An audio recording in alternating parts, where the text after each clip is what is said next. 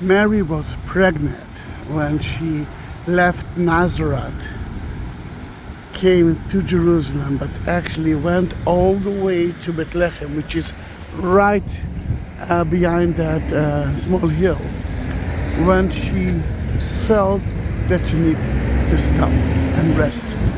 Oh, that the Bible mentioned that they left to Bethlehem. They had to do that, but the Bible didn't mention that they stopped on the way, because the Bible didn't mention so many things. The Proto-Evangelion of James, who tells us a lot about what's happened to Mary before she met the angel, the relationship between Joseph and her, even the way she actually fell asleep, died. That Proto-Evangelion of James from the 2nd century told us that Mary was on the way to Bethlehem and she needed to stop. St. Joseph looked at her and said, she's suffering. And then she looked at her and looked at her again, and she was smiling. And he asked her, what's happened here? You're smiling and you're in 1 minute, and in the other minute you are in agony. What's wrong? And she said, first of all, I need to rest. But he said, it's so close to Bethlehem, we can actually continue, And then she said, no, I need to rest. I feel that he asked me to stop and rest. Then they stopped and rest, and soon we will actually talk about it. But the good man and the bad man, it can be, the happy and the sad man, it can be, the happy is that she's so happy because Jesus will be born soon. The sad man is maybe because she knew what will happen soon. Another option is that the sad man is the Jew that actually is going to lose his primacy, and the happy man is Christianity. True or not, I don't know. But what we can see here is a 4th century church, a 5th century church built by a woman, Byzantine time, and the sun is in our eyes. Then I will actually look around here, and it looks like no one actually doing something with it. The place itself, it belongs to the Greek Orthodox Church, and sadly they are not keeping it.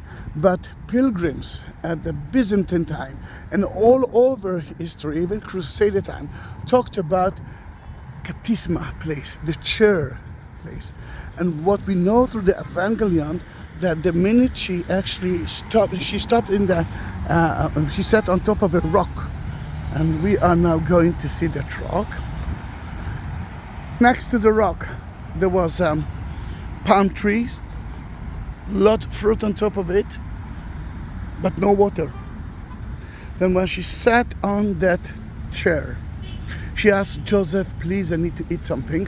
But it was so difficult for him to climb all the way up to get the fruit. Then the tree itself bent down and in a way and gave her the fruit. And immediately next to it, you could see a new spring. That by that they fed Mary. Sadly, no one maintained their church, and it's a beautiful church. At the Muslim time, they occupied that place and turned it into a mosque for so many years.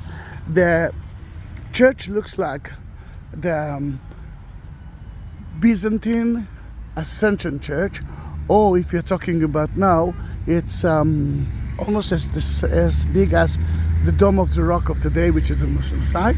And the idea of the octagonal church is that it's a kind of a memorial church for something. And we know about what? That was the seat of Mary. And I'm sitting it for you, for each one of you who's now watching that video.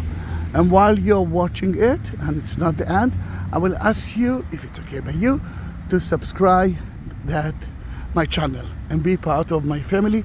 I do have more than 20,000 videos about the Holy Land, about Israel and Palestine. The church is beautiful, and there are so many beautiful mosaics floor. Sadly, there are I know where they are, but slowly they are disappearing. Someone is actually taking some of the stones there. And if that is the Holy of the Holy of their church and mosque, because the Muslims believed in Mary, then the ambulatorium was right here and lets us walk around the holy site. Soon I will show you some of the mosaics that left. The apsis, you will see it soon, facing to the east like every other church.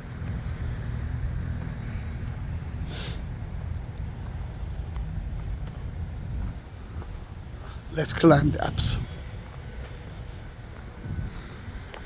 They excavate here. Actually, they found it by mistake in 1992 when they wanted to widen the street. You can see a little bit of the marble. Then you can understand how beautiful it used to be. And this is the apsis. Let's climb up. You can imagine how beautiful that church looked like. I'm sure that there was a beautiful dome above it. And it's not as small as that. Let me take you a little bit further to show you that what we see is only the inner part of the church.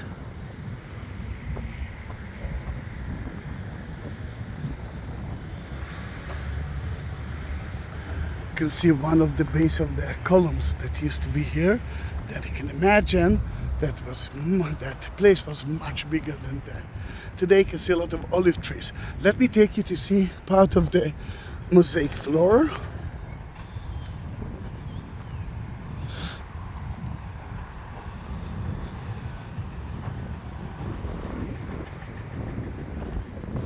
Did you subscribe my channel already? Yeah! I'm actually every day I'm looking at it and I'm counting it, and every time that you do that you make me happy.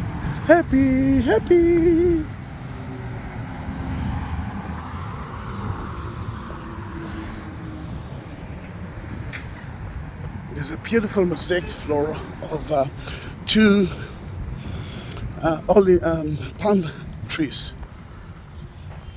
but I can show you only remains of some of the mosaic floor because I don't want to destroy it.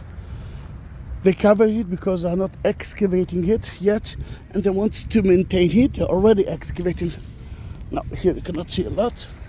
I think I found a little bit of the mosaic floor here.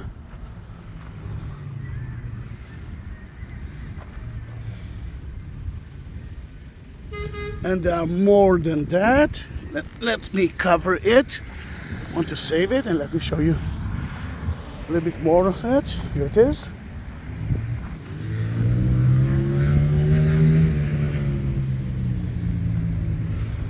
All over.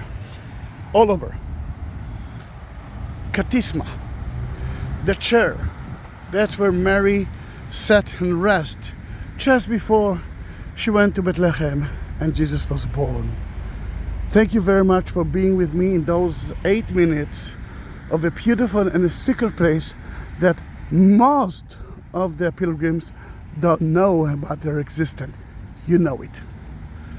Bye bye.